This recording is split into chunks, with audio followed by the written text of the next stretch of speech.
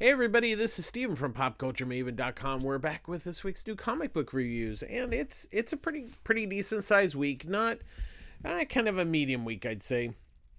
Before we get started, I will be at WonderCon all 3 days this weekend, Friday, Saturday, and Sunday. So if you see me, say hi, wave, and don't yell at me with about reviews or anything. Well, you can ask about them. Just be nice, as we always say, be kind. But there's a lot of I'm very excited about WonderCon this year.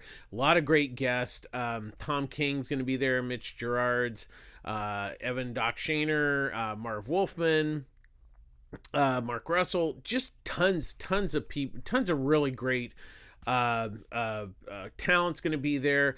Lots of vendors. Comic companies are still kind of sitting out cons so far, even at Emerald City that was last month. Just they haven't gotten back into the swing of things, so there's not really any publishers, but there's a lot of other stuff going on. There's some good panels I'm excited about. Also, Phil Jimenez is going to be there, so that's going to be exciting. So if you're in the LA area, definitely try to make it down for at least one day. It's a really good show. It's one of my favorite. It's really one of my favorite cons. I love San Diego Comic-Con, but it's just, it's a bit unwieldy, where this one's much, WonderCon's much more manageable, but and the other thing, it's local for me, so that's a big plus. Anyways, so let's just get going. We'll get on the reviews this week. First up, Exo Manowar, Unconquered, #1, written by Becky Cloonan and Michael W. Conrad, with artwork by Liam Sharp. So the good thing is that if you've never read Exo Manowar, this is they I wouldn't say that they've started off with an origin story, but they've made it so if you've read it before, you can enjoy the story, but if you haven't read it, you can just jump right in, because this is really a new, kind of a, not a reboot or anything like that, but this is really ground level of a new story that they're telling. So Eric of Darcia is the one that has the Exo Manowar suit, and so what it is he can talk to the suit. It's like a computer. So there's this meteor that's heading towards Earth, but when he goes and to knock it out of from hitting Earth, there's actually a bomb inside of it. So it was a setup, because there's these aliens that are trying to get the suit. So they thought, oh, well, we'll just kill the guy and, blow him up and get the suit back. Well, it didn't quite work out that way. He's now on like a ice planet or whatever. And so the suit's trying to regenerate itself. And, so they come to get the suit, and then, that doesn't work out well because he's got a sword and he's willing to use it. In a lot of ways, it kind of reminded me of Excalibur in space. That's I think a decent way to describe it. Once again, this first issue is really a setup. It's pretty much pure exposition, but they move. Cloonan and Conrad move it along nicely. And Liam Sharp, his artwork, I'm a really big fan of his, and his artwork is absolutely just stunning in this book. It's really a good looking book. Honestly, this is really, I think, hopefully a good restart for Valiant, because they've really struggled over the past few years with their books, and they cancel a lot of books. So this is kind of a reboot for them. And so I think it's off to a really good start. Once again, we're not sure what's going on and that kind of thing, but it's very intriguing what Cloonan, Conrad, and Sharp have set up here. So I really think it's worth checking out. Like I said, just know that this first issue is a little bit kind of heavy on the exposition, but I think they give you a really good reason to come back, which is always a plus for a first issue. Next up, we have Batman One Bad Day, Ra's al Ghul #1, written by Tom Taylor, with pencils by Ivan Reyes and inking by Danny Mickey. So once again, this is another one shot. focusing on a particular villain. In this case, it's Ra's al Ghul. And so what it is he's it's weird because he's a villain, but in a lot of ways his theories aren't necessarily bad. So one of the things is that he's lived so long that he's upset that people are destroying the earth. And so what he's doing, he's taking out people in power and oil companies and stuff like that, these companies that are harming the environment. And so what he's doing is he's killing them, and then there's the person who's going to replace him is much more environmentally conscious. So he's setting it up to try to save the earth. And it's kind of a good theory, but it's kind of an effed up theory at the same time. I mean, it's good to try to save the environment, but in the earth, but you shouldn't go around killing people to do it. That's kind of that's kind of where the bad guy part comes in. So he knows that Batman's going to come after him, and he really tries to convince the Batman, hey, I know this may be the way that you don't want it, but it's got to be done, because otherwise these people are going to destroy the earth. And of course Batman's like, yeah, no, this is bad. And so that's the basic structure of the story. I don't want to really give too much more away, but I think one of the really interesting things that Tom Taylor does here with the story is really it's a Ra's al Ghul story, but I really like the interaction he does with Bruce and Damian. It's really interesting, and like I said, there's some, I don't want to say there's shocking stuff, but there's stuff I certainly don't want to give away that's really a crux of the story, that's really good. Once again, I'm really enjoying Tom Taylor's recent work, and this is really a good Batman story. And of course, Ivan Ria's his art was really, really nice. And it's just, these one shots have been absolutely fabulous, and I've really enjoyed every single one of them. And it's really nice to just have like a one and done story with really good talent on both the writing and the art. And this is just another winner, and it's well worth picking up. These are really good one shots. And they've all been well worth buying, not just checking out, just buying. This is another winner, and I think we've got a couple more to go. So hopefully they'll keep the streak of winning going. Next up, we have Blue Book number 2, written by James Tynion IV, with artwork by Michael Avon Oeming. And then there's a backup story, True Weird stories, that the Green Children, that's written and drawn by Michael Avon Oeming. So what it is in the first issue, this couple's traveling back from Canada back home, and they're being followed by a UFO, and that was pretty much the first issue. So this issue really starts with the kind of the aftermath of where they can't remember like 2 hours of their trip because they were late getting home, but there's like this time missing. So it's Betty and Barney, and so they get home, and they basically say, hey, we saw a UFO. So they call the army, the government, and tell them the story and everything, and the government's like, oh, okay, yeah, and nothing really happens. So Betty kind of just has this nagging thing, and she's like, so she starts doing research, and she finds this major who had written a book about UFOs, and because she really wants to try to find what has happened with that 2 hours. And so hopefully maybe he'll be able to like help her figure out what's going on. So that's really kind of what really continues the story from the first issue. I'm really liking it. It's kind of X-Files, and that's okay. It's set in the 50s, which is kind of cool.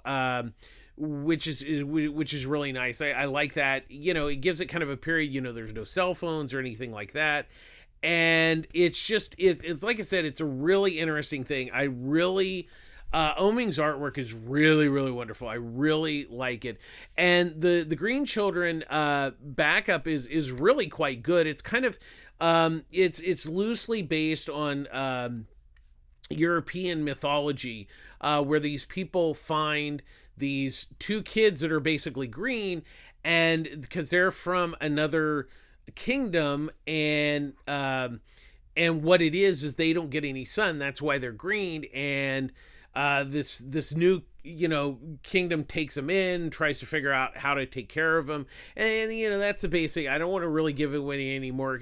It's not necessarily a like Twilight Zone episode. It's more of like a history lesson, which I really liked, and Oming does a really nice job in the story, and of course the artwork's really nice, and he does a bit of a different style for that backup story, so that was nice. I still think this book is well worth checking out. I'm enjoying it. I think it's one of those. It's just. Isn't necessarily going to blow you away, but I really just enjoy it as a nice, solid book. Next up, we have Nightwing number 102, written by Tom Taylor with artwork by Travis Moore. And then there's a backup story, Night Circus Part 2, that's written by C.S. Packott, with pencils by Eduardo Pasquia and inks by Julio Ferreira. So what it is, so this issue continues the storyline of Olivia, who is Blockbuster's daughter, and so what it is he apparently sold her soul to Neron, the devil, and so Neron. So what it is basically Olivia kind of beat him in a way. And so he's hiring hitmen to go get her. And so this issue, he hires, there's basically a chameleon character that can impersonate anybody. And it's really interesting because basically Nightwing fights Nightwing. And that's pretty much the story. And then the rest of the Titans show up in this issue to, because they're protecting Olivia. And so it's just continuing that story from the first part, which is in the issue 101. First of all, I always miss Bruno Redondo when he's not doing the artwork, but I'm a big fan of Travis Moore's artwork, and he's doing a really nice job here. It's really good looking. He's definitely really keeping up the quality of the book through his artwork on this story arc. So that's a big plus that's going on here. And these backups are kind of new. Like I said, this is the second part. And so what it is there was a bomb that was set off at a circus, and John and Dick are basically trying to figure out what's going on. So in a way, what's really interesting, it's a detective story where they're trying to figure out how the bomb went off, and Dick is teaching John how to look for clues, like how Batman taught him. So that was really interesting. Because the first part was like, okay, this is nice and everything, but I really liked what Packott did here with the story. Passia's artwork is really nice. It's really good looking. It's a nice complement to the main story. That's always a plus, because sometimes the backups don't quite gel with the main story. So this is good. As always, I look forward to Nightwing every month, and this month is no exception. I really, really love this book. Next up, we have Doctor Strange number 1, written by Jed MacKay, with artwork by Pascal Ferry, and then there's a backup story, Freak Out, written by MacKay with artwork by Andy McDonald. So what it is Doctor Strange has apparently been dead, and so he's come back, and it's kind of funny. It's almost a week in a life of Doctor Strange. So he puts a sign up, the doctor is in. And so he does things like, he helps Spider-Man, he helps Luke Cage, they have a problem, they have a mystical problem. Hey, can you help this? So Stephen Strange and his wife Clea, they go around, helping people. But as they get towards the end of the week, there's So there's so what it is, there's refugees from an alien world, and the UK has said, hey, we're gonna send you to the purple dimension, and there's an alien warlord, Azkaban, who's like going to take them in. And so Doctor Strange, like, they think, hey, there's something going on. So they go over and they find out that the refugees are being turned into slaves, and that's not kosher. And so Clea's like, I'm gonna take care of this, and Steven's like, we're not really invited here. So that's really the basic. So the setup is the Doctor's in, but then there's McKay is starting this story with the two of them in this purple dimension story. I thought it was off to a good start. I really liked it. The nice thing about this book is Ferry's artwork. It's a really nice looking book.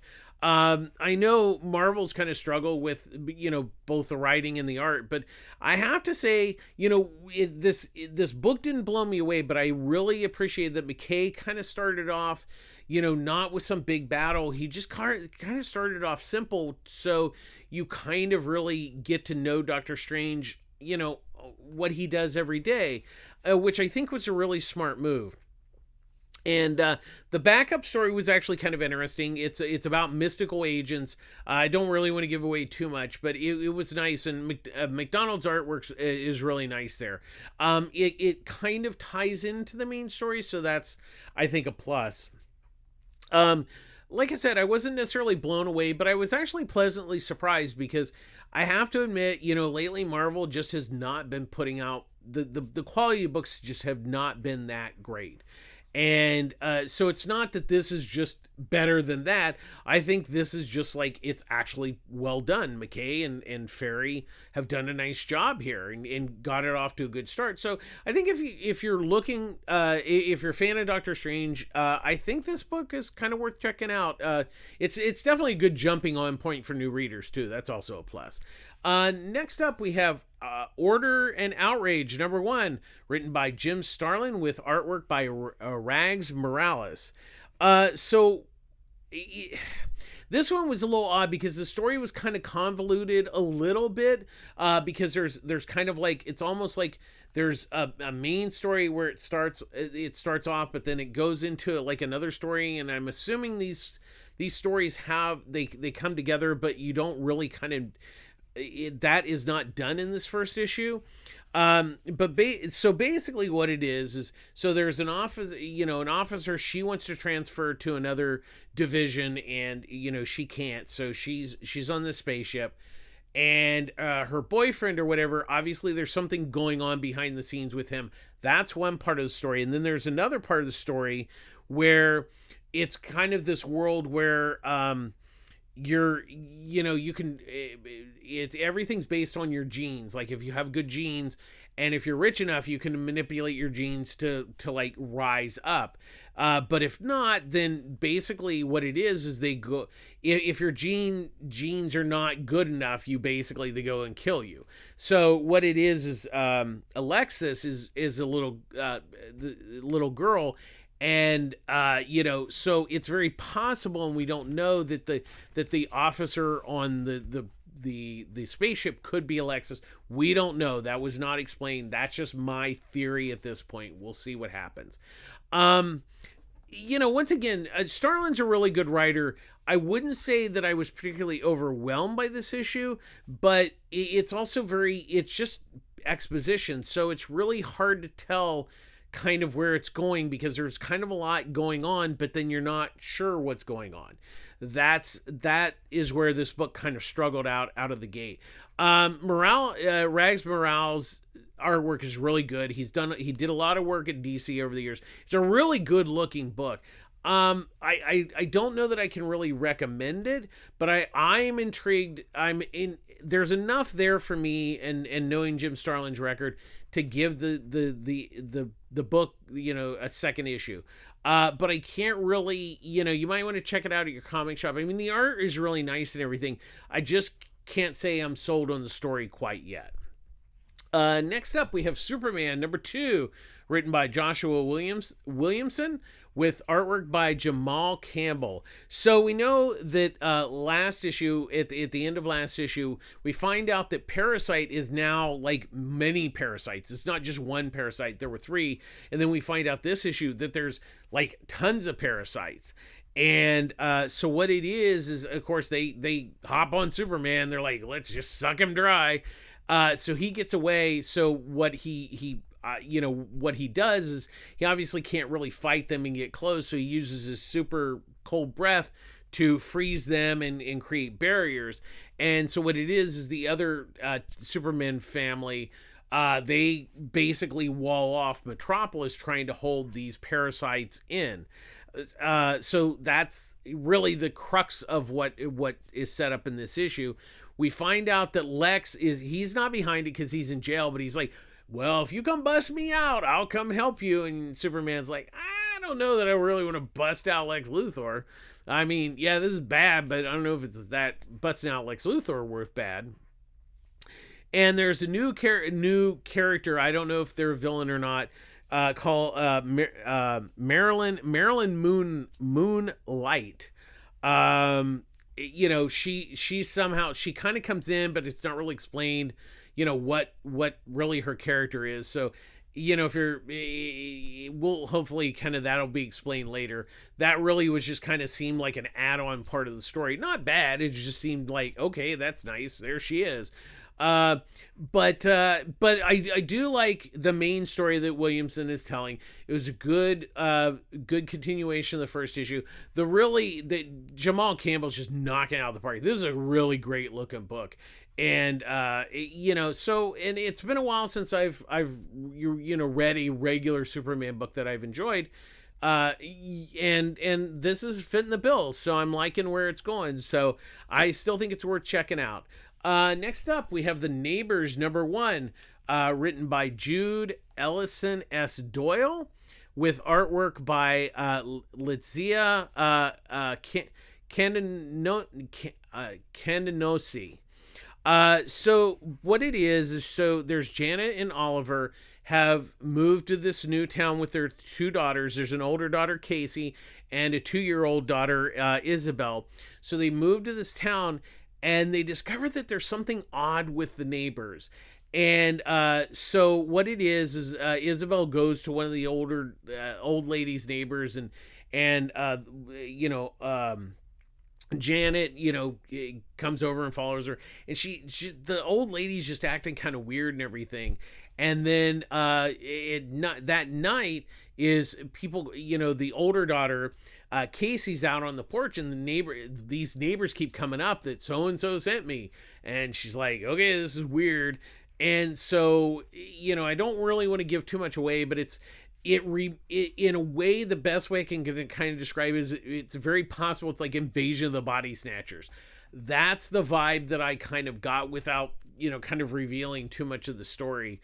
It was interesting. I wouldn't say that I was particularly overwhelmed with it, but I did think it got off to a good start. I think it's a good setup story, which is always a plus. I mean, I wasn't confused or anything.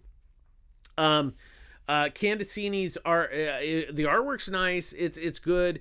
But it'll be kind of one of those wait and see. I mean, I think it's worth checking out. It's a little bit different. It's definitely in the horror vein, but more of a not a bloodletting, more of a psychological, kind of thriller. So we'll kind of see where it goes. But I think it's worth checking out this week.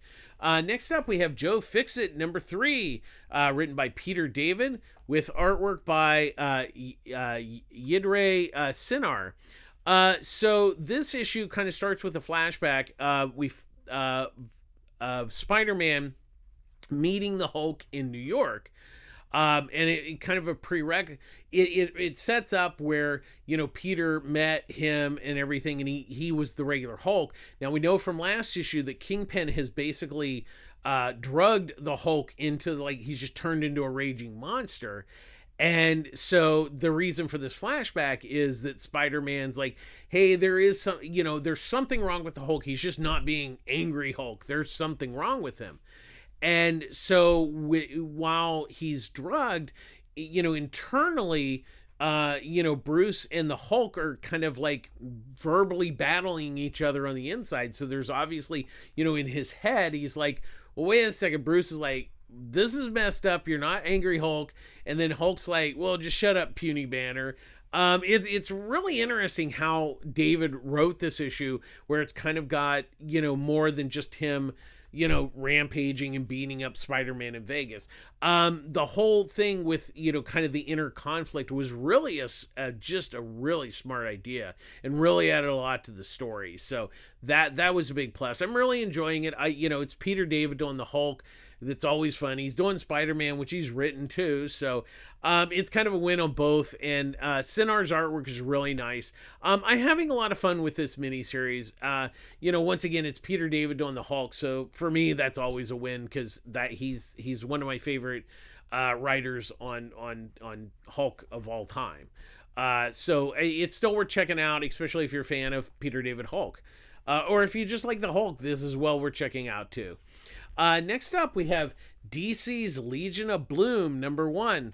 So there's multiple stories, so I'll just go down. So we have Poison Ivy in Growing Pains, written by Ashley Allen, with artwork by Isaac Goodhart. Then we have Batman in Peculiar Pieces of Perry O'Neill, written by Zach Thompson, with artwork by Hayden Sherman. We have Blue Beetle in Florida Man, written by Julio Anta, with artwork by Jacoby Salcido. Titans West in Birds and the Bees, written by Kevin Scott, with pencils by Adigan Ilian, with inks by Mark Morales.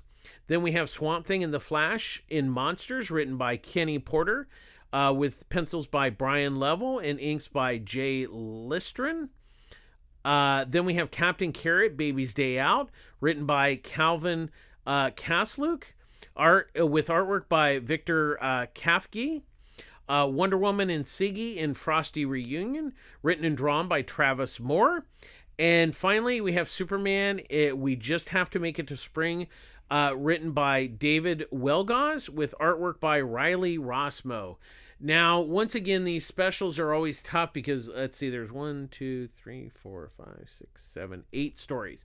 So once again, usually with 10 stories, I always say it's $1, because it's like $10, so it's $1 a story. So these ones are like maybe $1.25.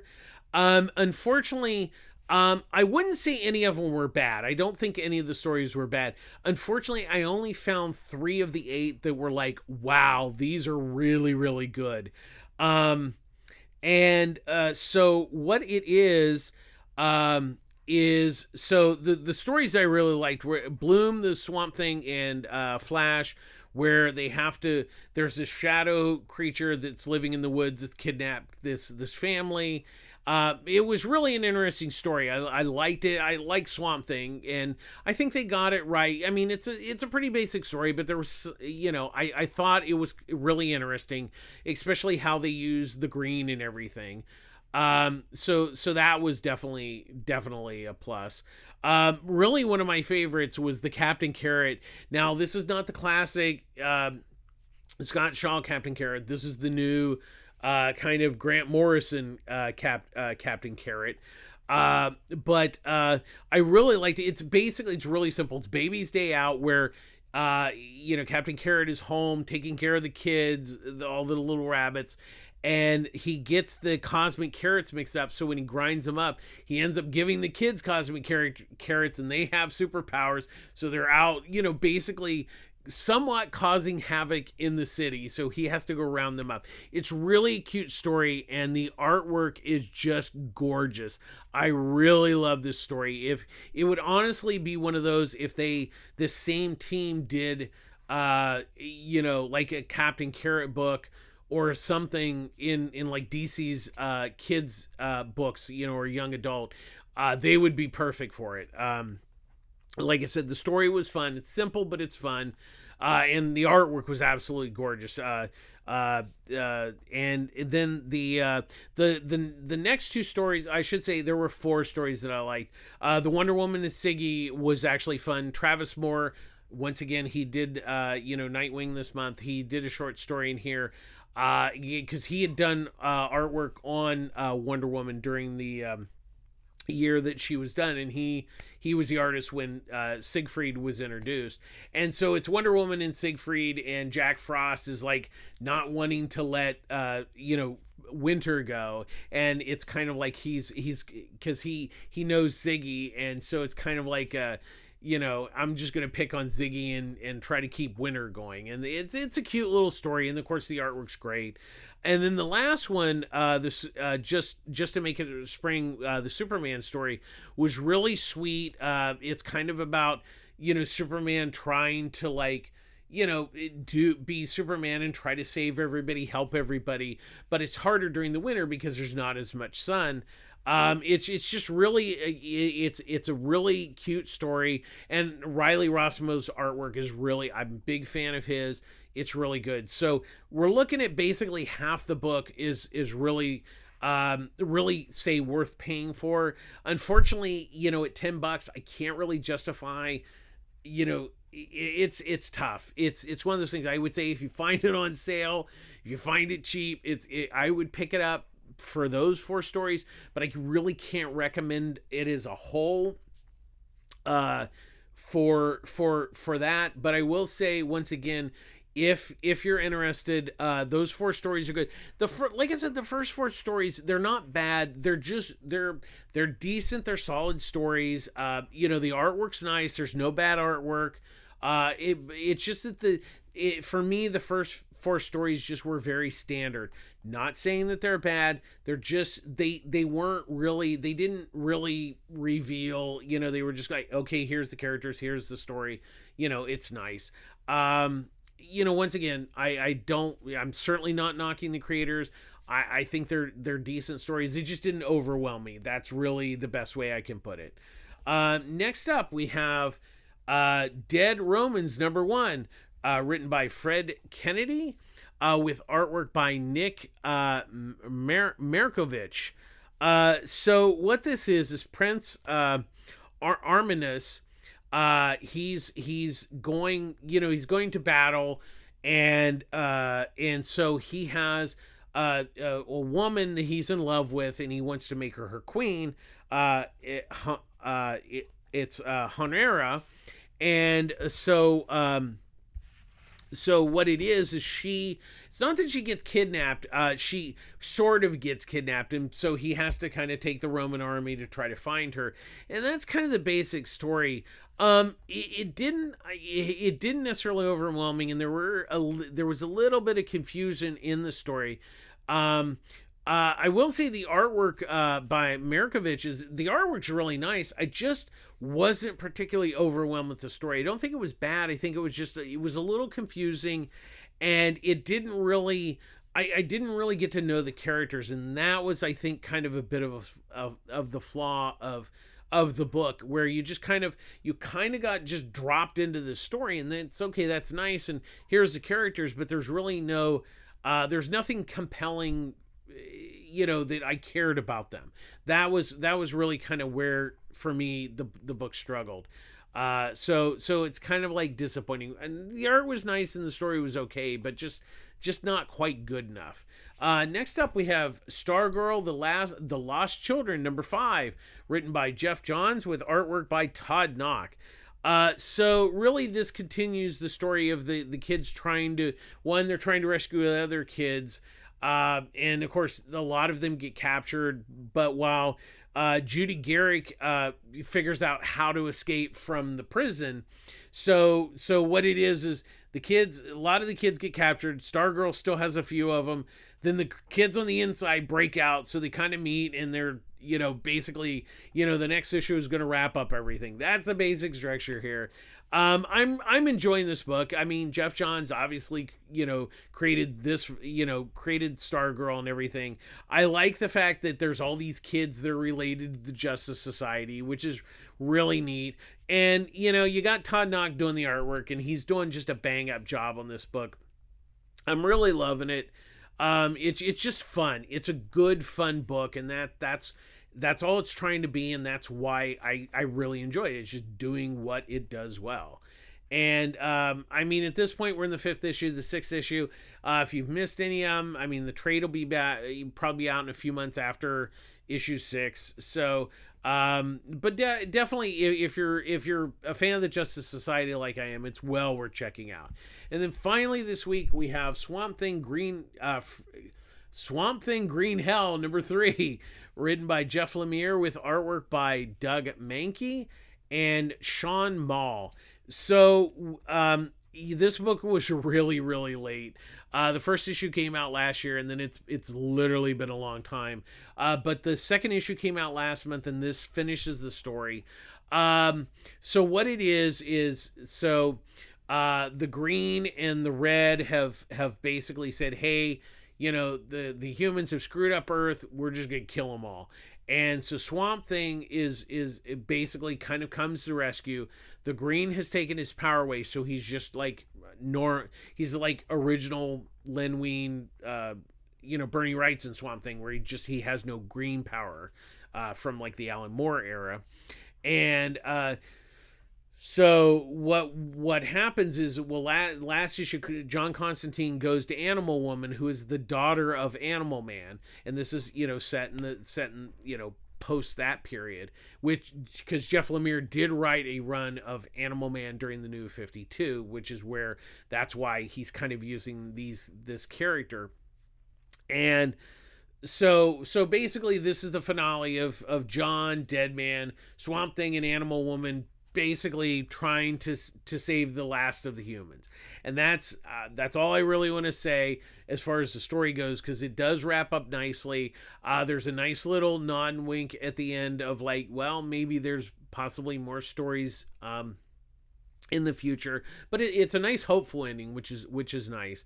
The artwork's a little bit of mixed, in the sense of it's not pure Doug Mankey. It's not that it's bad. I think you can definitely tell the where Sean Mall has either penciled or has inked over his pencils. I'm not sure how, because the credits are just that they both did the artwork. It's still a good looking book. That I certainly do not. It's certainly a very nice looking book. It's just that it's not pure Doug Mankey. So just, it's like I said, it's not a knock or anything. I think Sean Mall has done a great job. I think they were just trying to get the book out, and if that's the case, it's perfectly fine. The artwork's really nice overall. It's just a little bit different than the first 2 issues, but that is certainly not a knock against the artist. I really want to emphasize that, because it's still a really damn good looking book. And Lemire just knocked it out. The story was great, and I really, really enjoyed it. These Black Label books have just been absolutely fantastic, and this is another one. The odds of you finding the first issue is pretty slim at this point. There'll be a collection of this probably in a few months, so definitely pick it up when it comes out. That's going to do it this week. As always, public service announcement: I get all my comics at Pulp Fiction Comics in Long Beach, California. Ryan Skinner runs a great store. He's the owner. There's Annie, there's Eduardo, there's Wendy, there's Derek. It's really good. Great team that run the store. They offer a discount if you do a pull service with the monthly comics. They set them aside for you. You just pick them up. Make sure you pick them up on a timely basis, because they pay for them ahead of time. They offer discounts on their trades and graphic novels, 30% every day. They have a nice manga selection at 20% off every day. It's a really nice little store, especially so it's well worth, I think, coming down to Long Beach area to check it out. Ryan runs a great store. If they don't have something in stock and it's orderable from one of the distributors, they definitely can special order stuff for you, so that if you're looking for something, they can definitely get it to you. And as always, we end our show with Be Kind. Being kind doesn't cost anything. I know that there's lots of struggles, money, jobs. I get it. Trust me, I've been there, done that. We all have. But being kind doesn't cost anything. Doesn't really take a lot of your time. Just it's little simple things. Being kind is great for you, and it's great for other people. That's going to do it this week. Once again, I'll be at WonderCon So if you see me, say hi. I know Friday I'm going to be there with Ryan, so if you can meet Ryan if you find me, if he's with me at that time. But he'll be there. He'll be there at least Friday and Saturday. But I'll be there all 3 days. So definitely, if you see me, flag me down. But if you get a chance, go. It's WonderCon is just a wonderful convention. And I'm very excited about this weekend. Really, really excited. That's going to do it again this week. Take care of yourself. Support your local comic shop. It's very important. They're the backbone of the industry. Be kind to yourself. Be kind to each other. That's going to do it, folks.